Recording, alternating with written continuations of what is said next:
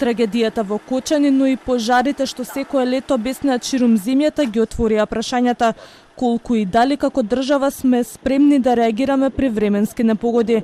Недостигот на кадари возила што се стари по 40 години и натаму останува болна точка во противпожарната бригада.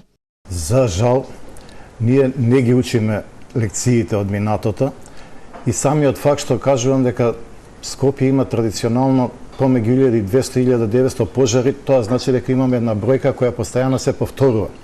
Кога би имале ние сериозен систем со развиена стратегија, со добро поставена концепција, главната интенција на институциите би требало да биде процентуално секоја година да се намалува пожарот, бројот на пожари, да се применувајќи превентивните мерки и применувајќи соодветни законски решенија кои ќе наложуваат одредени обврски за сите субјекти и учесници. Потребни се реформи за системот да функционира.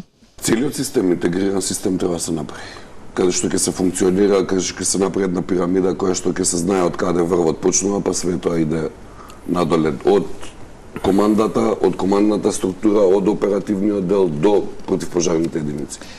Македонија во моментов на располагање има еден ер-трактор, а се очекува од сервис да пристигнат уште два.